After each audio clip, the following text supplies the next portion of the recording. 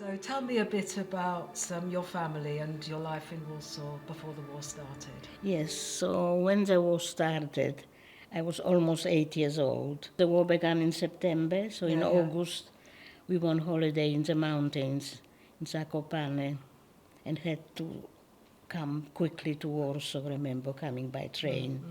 We stayed with my other grandparents, which was outside this very Jewish area. And I know that that all Jews, that means me as well, and of course the family, were told to wear armbands, white armbands with a Star of David on them, so we were always recognized. And there were some gangs of hooligans organized by the Gestapo to run around with sticks and hitting people. Then I was frightened, remember, having to run away with these usually teenage boys. And then there were all these orders that people could not use, people, I mean the Jews, could not use public transport, could not have bank accounts, could not use the hospitals, the public hospitals, and had to give away all the sort of expensive things and all the metal things we had. And then the ghetto began to be built with a high wall and barbed wire. We moved there, and in some ways we thought maybe we would feel safer there. But the ghetto immediately became so overcrowded because people were thrown in from the surrounding villages into it as well. They had nowhere to live and had no connections there. And I remember people sleeping in that winter in courtyards. And really, very quickly, people were dying of children on the streets. And I remember seeing some children I knew swollen, dying on pavements. Because we were still quite lucky to have some food. Yeah, and were the Germans, what were they sort of doing at this Oh, stage? The Germans used to just walk in. I didn't see that because most of the time we were not in the streets, but knew certainly not to come out of the courtyard. They were just marauding around, beating people, some public hangings, and shooting people at random. They were just ordinary soldiers. So in terms of the deportations, when... That, I think, was beginning of 1943.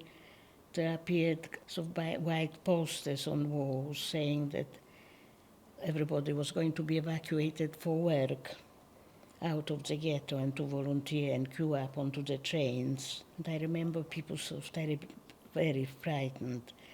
So a lot of noise, people talking to each other in this, what shall we do? The ghetto began to be empty. I remember sort of coming out and remember the doors open to all the flats, just empty, the doors just swinging, and old sort of cups of tea and things on tables. The people have disappeared, but we were still there, and my cousins, and most of the family. Someone whom I've never met before.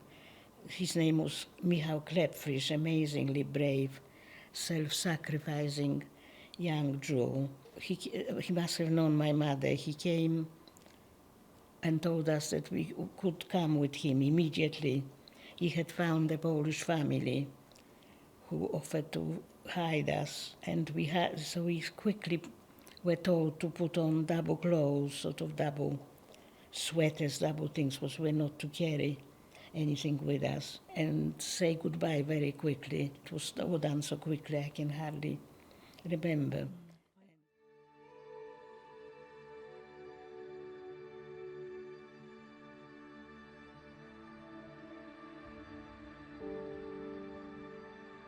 He took us to a wall near the gate. It was being guarded by Ukrainians and Germans, but they were bribed. It was night times, and a ladder, sort of a big ladder we had to climb. We followed him.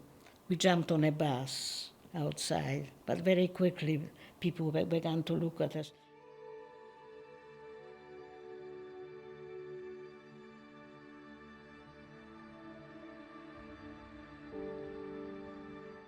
And when the uprising began, we saw the Germans marching in. That was Easter time, and immediately they had tanks with petrol, and systematically poured it over the buildings, and put them on fire.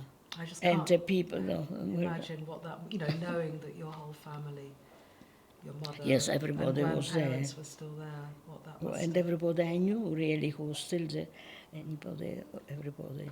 Maybe it seemed not that abnormal. That's how it was. So you were moved on from Yes, Egypt, but then I was separated from Nelly Nelly. stayed there, yeah. And Actually, I know that must have been really hard. it was, I mean, yes. and also, I don't know.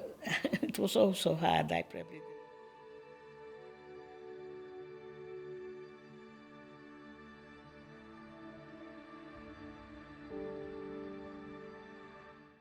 how did you sort of discover what had happened to your mother? I mean, did you know what had happened to your mother? To my mother. Did you assume that My, she died? my father did get a letter from somebody in France who was in Majdanek, in the camp where I now know my mother was killed. And she wrote to my father, but he never told us about it. So only after he died that we found the letter. That's only how I know what happened. So until then you didn't know I didn't know, happened, only no? till my father died. He never talked about it, and probably So found she it. died In Majdanek, is Majdanek, mad, which is one of mad. the death camps. You've talked a lot about your story. You've talked to teenage children. You've talked at Holocaust memorial events. Yes, town halls. Some synagogues. Yes. And why do you feel it's important to tell your story? I do feel it's very important because I know the people who died and the people who fought in the ghetto wanted to be remembered. It is denied by so many people. I'm sure they know it's true what had happened about the murder of 6 million Jews, but pretend it never happened. Also that it's important not to think of Jews as just victims in all of this, that actually, they sometimes fought, yes, they're portrayed I think as so very victims, little is said about this. about the fact I that think they there is fought some, and they resisted. almost some sort of silence put up on the story. Really the same reason why I'm talking now, that I think it's a story that should be remembered. So I'm going to ask you about your British Empire Medal, which I seem to remember you got just before lockdown, didn't you? Yes, so I didn't. You never visited the palace. Yes. And it was somebody it was sent to me, really. It was sent to you eventually, wasn't Yes. it? And do you remember what you were given the medal for? Services, Some education or the... To education, yes. was it, about the Holocaust? The Holocaust education, yes, exactly. How did it feel to receive that medal? I was pleased. Who is in your family today? Oh, I have a huge family. No, not huge, no, certainly not too huge. But I had a husband till 5 years ago. And we had 3 children, so I now have 4 grandsons and 1 granddaughter. And I have 2 great-granddaughters. And you've got your twin sister still alive. And of course I have York. my twin sister, and she has quite a large family. I know it's really hard to talk about these events, and I just wonder why, if you can tell us a bit about why it's important to carry Well, I on think talking perhaps about it. unusually I have witnessed so much that I think should be part of history and must not be forgotten. And maybe as a sort of example for people to help others. I, in a way, feel so proud to be Jewish, especially because I have this memory of these terribly brave, self-sacrificing people. Can you just tell us a bit about what life has been like, first of all, in Nightingale, where you moved 5 or 6 years ago, wasn't it, when my dad died, and then over a year ago, you came here to be nearer to me. So Yes, well, I knew I couldn't live alone, and that seemed the best place. I have lived in South London, so Nightingale seemed the right place. I was then quite well, so it was probably easier. I've actually somewhere in my bag, there's a piece of pottery that do you remember at Nightingale? I made, and and it was like a sort of Picasso type figure. No, because the talented pottery teacher there was so clever. She made me, I've never done any pottery, to sort of play around with some clay. And then she had an exhibition of some of the other people's work, doing work. So that was exhibited at the Tate At the Modern. Tate Modern, wasn't it? There was your little piece of pottery was exhibited at the Tate Modern. So, yeah, there have been some really... In retrospect, I have very nice, I have good memories of Nightingale. Yes. And then when I came here, because you, my daughter, you live near here. And there's a lot, I think the fact there's a lot of, because you need a And lot the of distraction, activities, don't you? There's yes, a lot and of I tend to activities. So do whatever there is on offer, yeah. and I so enjoy I think it. like there's discussion groups, aren't there? And Yes, playing these different games, quizzes, yeah. some music, concerts. So much is put on, a lot of effort, and the staff are very helpful.